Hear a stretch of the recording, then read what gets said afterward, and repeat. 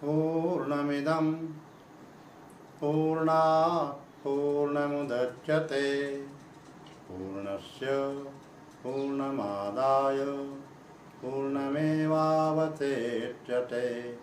ओम शांति शांति शांति। स्वस्ति प्रजाभ्यः परिपालयन्तां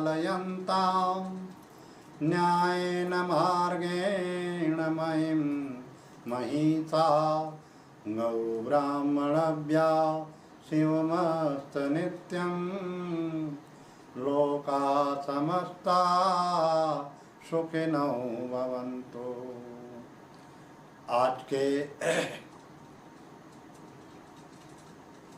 क्वार का महीना जिसे कहते हैं अश्विन मास, उसमें कृष्ण पक्ष में पितृपक्ष का अपने आप में बहुत महत्वपूर्ण स्थान है। 4 लोकों में पितृलोक भी एक लोक है। मृत्युलोक जिस प्रकार से है वैसा ही एक पितृलोक भी है। मनुष्यलोक, पितृलोक, स्वर्गलोक और आत्मलोक, ये 4 लोक हैं। तो नेत्र से जो दिखाई पड़े उतना ही ये संसार नहीं है, इससे आगे भी है। नेत्र से हम 1-8 किलोमीटर की दूरी तक देख सकते हैं। अगर हम कहें कि बम्बई नहीं है तो बम्बई है तो ज़रूर, लेकिन वह जो है नेत्र से इस समय नहीं देखा जा सकता। जब हम वहाँ पहुँचेंगे तब नेत्र के द्वारा बम्बई दिखाई पड़ेगा कि ये बम्बई है। इसी प्रकार से जो है पितृलोक,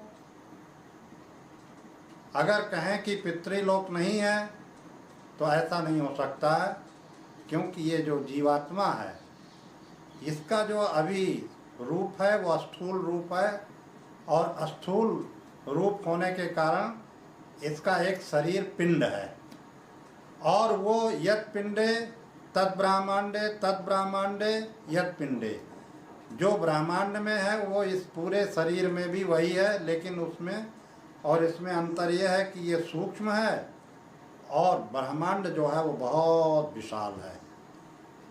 इसमें भी जो है नदी, पहाड़, जंगल और अनेक प्रकार के नगर इसमें हैं। एक जो है हाथी के कान में मच्छर था, उसने कहा महाशय आपके घर में मैं बहुत अच्छी तरह रहा, अब मैं जो है जा रहा हूँ, आज्ञा दें। हाथी ने कहा बेवकूफ, हमको क्या मालूम कि तू यहाँ रहा, तू चाहे रहे चाहे जाए, हमको कोई लेना देना नहीं।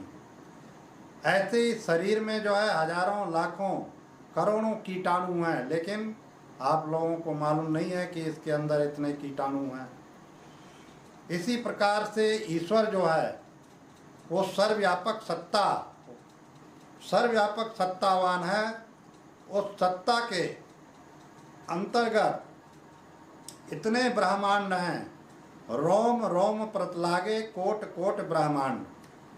भगवान के स्वरूप का जहाँ निरूपण किया गया तो कहते हैं कि एक एक रोम में कोटान कोट ब्रह्मांड है। एक मृत्युलोक बहुत छोटा सा पिंड है उसके अंदर, ईश्वर के अंदर, क्योंकि ईश्वर सर्वव्यापक है। जो सर्वव्यापक सत्ता होता है ईश्वर का, वो जीव जो है साधारण रूप से उसको नहीं समझ सकता है। उसको समझने के लिए शास्त्र के द्वारा जो प्रमाण है उस प्रमाण के द्वारा ही जाना जा सकता है कि ईश्वर की कैसी व्यापकता है। भगवान शंकर के पास सभी देवता पीड़ित होकर के यहाँ से गए, और यहाँ से पीड़ित होकर के जो है गए तो उन्होंने कहा कि आप जो है ब्रह्मा जी के पास जाएं, क्योंकि सृष्टि के रचयिता वो ब्रह्मा है। बोले हम ब्रह्मा जी के पास गए, लेकिन ब्रह्मा जी ने हमारी पीड़ा को सुन करके उन्होंने ये कहा कि आप भूत भवन भगवान शंकर के पास जाएं। हम आपके पास आए हैं, पृथ्वी, गौ, ब्राह्मण, संत, ऋषि, मुनि, महात्मा, इन सब ने जो है हमको इतना पीड़ित कर दिया, इतना पीड़ित कर दिया है कि हम पीड़ित होकर के कांप रहे हैं रावण के अत्याचार से। इसलिए आपके पास आए हैं, आप हमारी जो है व्यथा को सुने। उन्होंने कहा कि ठीक है, हम तुम्हारी बात समझ गए, इसके लिए एक ब्रह्म सभा बुलानी होगी। ब्रह्म सभा में सभी लोग आकर के और भगवान शंकर की बात को सुनने के लिए आतुर हो गए। उन्होंने कहा, हरिव्यापक सर्वत्र समाना, प्रेम ते प्रगट होए मैं जाना। परमात्मा तो सर्वव्यापक है, जो सर्वव्यापक परमात्मा है वो ज्ञान का मार्ग है, वो अतीन्द्रिय वस्तु है, निर्गुण है, निराकार है, वह इंद्रियों का विषय नहीं है। इंद्रियों का तो विषय बहुत थोड़ा सा है और वो मृत है, विनाशी है। और जो अविनाशी तत्व है, जो कभी नहीं बदलता है, वो शुद्ध परमात्मा जो अतीन्द्रिय है, उसके द्वारा जो है भविष्यवाणी होती है। हरिव्यापक सर्वत्र समाना, आधे में ज्ञान और आधे में भक्ति का निरूपण किया भगवान भूत बावन शिव ने। प्रेम ते प्रगट होए मैं जाना, प्रेम की मात्रा इतनी अधिक होनी चाहिए कि इतना भाव विवल हो जाए कि ईश्वर भी उस पर द्रवित हो जाए। अपने अंतःकरण को इतना सरल करना है, इतना सरल करना है कि सरल करते करते बिल्कुल वो बालवत हो जाना चाहिए। ईसा मसीह से पूछा, भगवान को कौन लोग प्राप्त करते हैं?